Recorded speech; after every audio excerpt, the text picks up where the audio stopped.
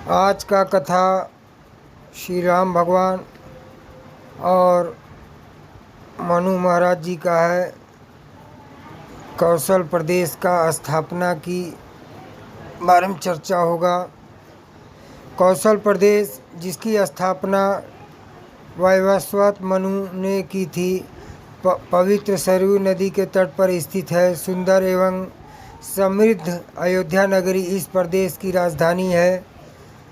वैवस्वत मनु के वंश में अनेक शूरवीर, पराक्रमी, प्रतिभाशाली तथा यशस्वी राजा हुए, जिनमें से राजा दशरथ भी एक थे। राजा दशरथ वेदों के मर्मज्ञ, धर्मप्राण, दयालु, रणकुशल और प्रजापालक थे। उनके राज्य में प्रजा कष्टरहित, सत्यनिष्ठ एवं ईश्वर भक्त थी। उनके राज्य में किसी के भी प्रति द्वेष भाव का सर्वथा अभाव था। एक दिन दर्पण में अपने कृष्णवर्ण केशों के मध्य एक श्वेत रंग के केश को देखकर महाराज दशरथ विचार करने लगे कि अब मेरे यौवन के दिनों का अंत निकट है और अब तक मैं निसंतान हूँ। मेरा वंश आगे कैसे बढ़ेगा तथा किसी उत्तराधिकारी के अभाव में राज्य का क्या होगा। इस प्रकार विचार करके उन्होंने पुत्र प्राप्ति हेतु पुत्रेष्टि यज्ञ करने का संकल्प किया। अपने कुलगुरु वशिष्ठ जी को बुलाकर उन्होंने अपना मंतव्य बताया तथा यज्ञ के लिए उचित विधान बताने की प्रार्थना की।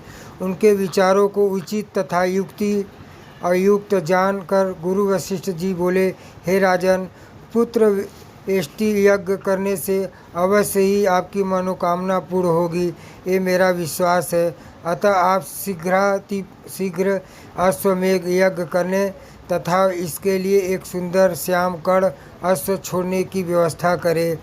गुरु वशिष्ठ की मंत्रणा के अनुसार शीघ्र ही महाराज दशरथ ने सरयू नदी के उत्तरी तट पर सुसज्जित एवं अत्यंत मनोरम यक्षशाला का निर्माण करवाया तथा मंत्रियों और सेवकों को सारी व्यवस्था करने की आज्ञा देकर महाराज दशरथ ने रानीवास में जाकर अपनी तीनों रानियों कौशल्या, कैकेयी और सुमित्रा को यह शुभ समाचार सुनाया। महाराज के वचनों को सुनकर सभी रानियां प्रसन्न हो गई। मंत्रीगणों तथा सेवकों ने महाराज की आज्ञा अनुसार श्याम कर्ण घोड़ा चतुरंगिनी सेना के साथ छुड़वा दिया। महाराज दशरथ ने देश देशांतर के मनस्वी, तपस्वी, विद्वान ऋषि मुनियों तथा वेद विज्ञ प्रकांड पंडितों को यज्ञ संपन्न कराने के लिए बुलावा भेज दिया। निश्चित समय आने पर समस्त अभ्यागतों के साथ महाराज दशरथ अपने गुरु वशिष्ठ जी तथा अपने परम मित्र अंग देश के अधिपति लोभपाद के जामाता ऋषि को लेकर यज्ञ मंडप में पधारे। इस प्रकार महान यज्ञ के विधिवत शुभारंभ किया गया। संपूर्ण वातावरण वेदों की ऋचाओं के उच्च स्वर में पाठ से गूंजने तथा समिधा की सुगंध से महकने लगा। समस्त पंडितों, ब्राह्मण, ऋषियों आदि को यथोचित धन, धान्य, गौ आदि भेंट करके सादर विदा करने के साथ यज्ञ की समाप्ति हुई। राजा दशरथ ने यज्ञ के प्रसाद चरा को अपने महल में ले जाकर अपने तीनों रानियों में वितरित कर दिया। प्रसाद ग्रहण करने के बाद परिणाम स्वरूप परमपिता परमात्मा की कृपा से तीनों रानियों ने गर्भ धारण किया। जब चैत्र मास के शुक्ल पक्ष की नवमी तिथि को पुनर्वसु नक्षत्र में सूर्य, मंगल, शनि, बृहस्पति तथा शुक्र अपने अपने उच्च स्थानों में विराजमान थे, कर्क लग्न का उदय होता है। महाराज दशरथ की बड़ी रानी कौशल्या के गर्भ से एक शिशु का जन्म हुआ, जो कि श्याम वर्ण, अत्यंत तेजोमय, परम कांतिवान तथा अद्भुत सौंदर्यशाली था। उस शिशु को देखने वाले ठगे से रह जाते थे। इसके पश्चात शुभ नक्षत्रों और शुभ घड़ी में महारानी कैकेयी के एक तथा तीसरी रानी सुमित्रा के दो तेजस्वी पुत्र का जन्म हुआ। संपूर्ण राज्य में आनंद मनाया जाने लगा। महाराज के चारों पुत्र के जन्म के उल्लास में गंधर्व गान करने लगे, अप्सराएं नृत्य करने लगी, देवता अपने विमानों में बैठकर पुष्प वर्षा करने लगे।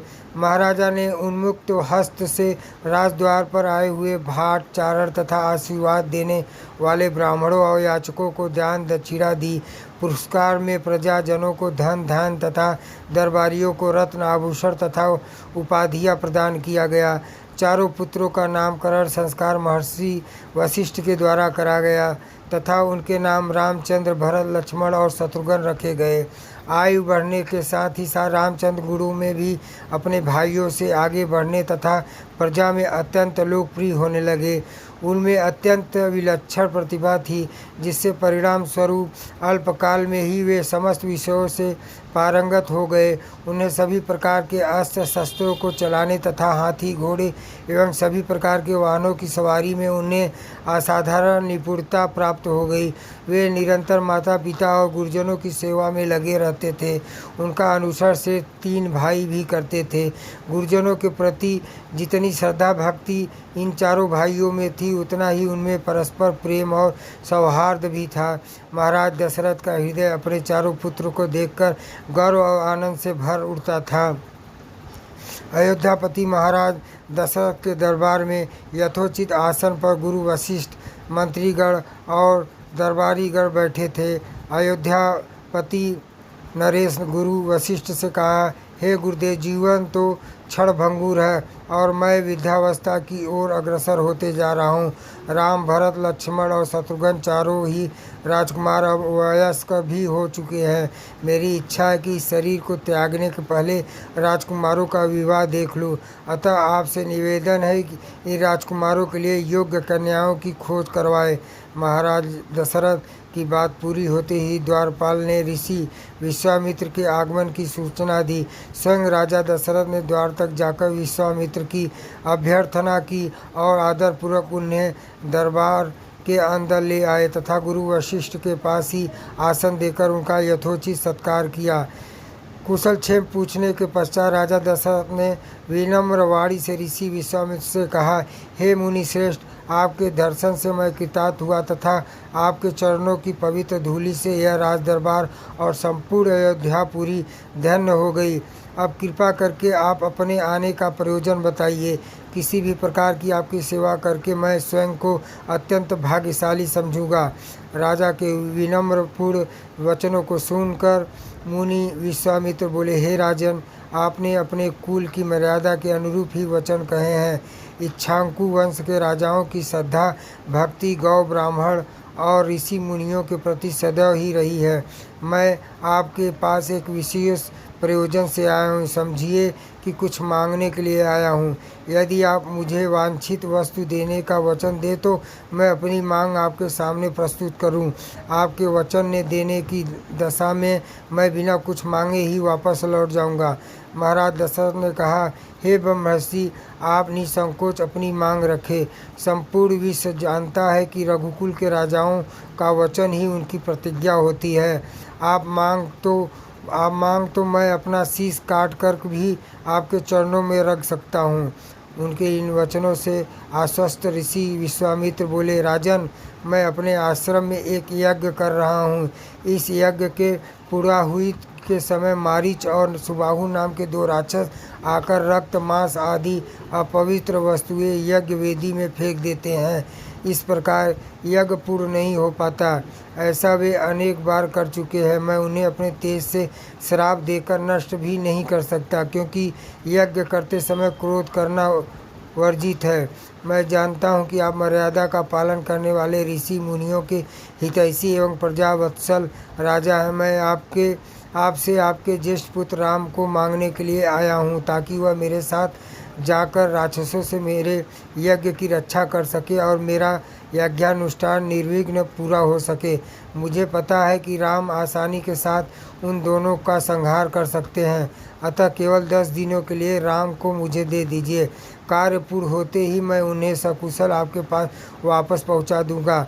विश्वामित्र की बात सुनकर राजा दशरथ को अत्यंत विषाद हुआ। ऐसा लगने लगा कि अभी ये मूर्छित हो जाएंगे। फिर स्वयं को संभाल कर उन्होंने कहा, मुनिवर, राम अभी बालक है। राक्षसों का सामना करना उसके लिए संभव नहीं होगा।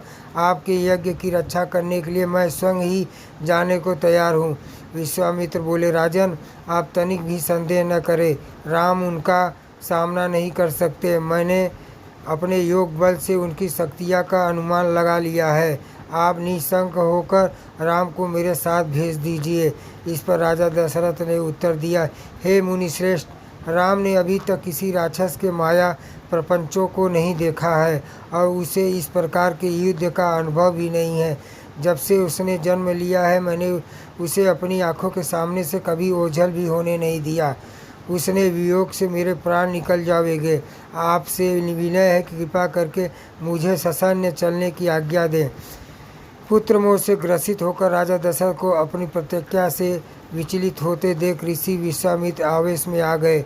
उन्होंने कहा, राजन, मैं नहीं जानता था कि रघुकुल में अब प्रतिज्ञा का पालन करने की परंपरा समाप्त हो गई है। यदि जानता होता तो मैं कदापि नहीं आता। लो, मैं अब चला जाता हूँ। बात समाप्त होते होते उनका मुख क्रोध से लाल हो गया। विश्वामित्र को इस प्रकार क्रुद्ध होते देखकर दरबारी एवं मंत्रीगण भयभीत हो गए और किसी प्रकार के अनिष्ट की कल्पना से वे काँप उठे। गुरु वशिष्ठ ने राजा को समझाया, हे राजन, पुत्र के मुंह में ग्रसित होकर रघुकुल की मर्यादा, प्रतिज्ञा पालन और शस्त्र निष्ठा को कलंकित मत कीजिए। मैं आपको परामर्श देता हूँ कि आप राम के बालक होने की बात को भूलकर एवं निशंक होकर राम को मुनिराज के साथ भेज दीजिए। महामुनि अत्यंत विद्वान, नीति निपुण और अस्त्र शस्त्र के ज्ञाता हैं। मुनिवर के साथ जाने से राम की किसी प्रकार से भी अहित नहीं हो सकता। उल्टे उनके साथ रहकर शस्त्र और शास्त्र विद्याओं में अत्यधिक निपुण हो जाएंगे तथा उनका कल्याण ही होगा। गुरु वशिष्ठ के वचनों से आश्वस्त होकर राजा दशरथ ने राम को बुला भेजा। राम के साथ साथ लक्ष्मण भी वहां चले आए। राजा दशरथ ने राम को ऋषि विश्वामित्र के साथ जाने की आज्ञा दी। पिता की आज्ञा शिरोधार्य करके राम के मुनिवर के साथ जाने के लिए तैयार हो जाने पर लक्ष्मण ने भी ऋषि विश्वामित्र के साथ चलने के लिए प्रार्थना की और अपने पिता से भी राम के साथ जाने के लिए अनुमति मांगी। अनुमति मिल जाने पर राम और लक्ष्मण सभी गुरुजनों से आशीर्वाद लेकर ऋषि विश्वामित्र के साथ चल पड़े। समस्त अयोध्यावासियों ने देखकर मंद धीर गति से जाते हुए मुनि श्रेष्ठ विश्वामित्र के पीछे पीछे कंधों पर धनुष और तरकस में बाण रखे दोनों भाई राम और लक्ष्मण ऐसे लग रहे थे मानो ब्रह्मा जी के पीछे दोनों अश्विनी कुमार चले जा रहे हो।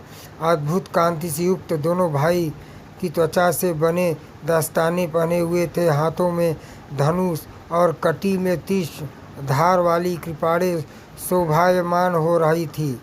ऐसा प्रतीत होता था मानो स्वयं सौर्य ही शरीर धारण करके चले जा रहे हो।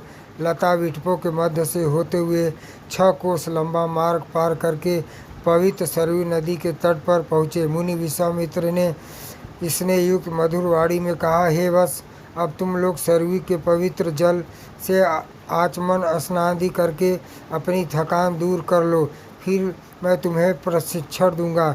सर्वप्रथम मैं तुम्हें बला और अतिबला नामक विद्याएं सिखाऊंगा। इन विद्याओं के विषय में राम के द्वारा जिज्ञासा प्रकट करने पर ऋषि विश्वामित्र ने बताया कि दोनों ही विद्याएं असाधारण है। इन विद्याओं में पारंगत व्यक्तियों की गिनती संसार के श्रेष्ठ पुरुषों में होती है। विद्याओं ने उन्हें समस्त विद्याओं की जननी बताया है। इन विद्याओं को प्राप्त करके तुम भूख और प्यास पर विजय पा जाओगे। इन तेजोमय विद्याओं को सृष्टि स्वयं ब्रह्मा जी ने की है।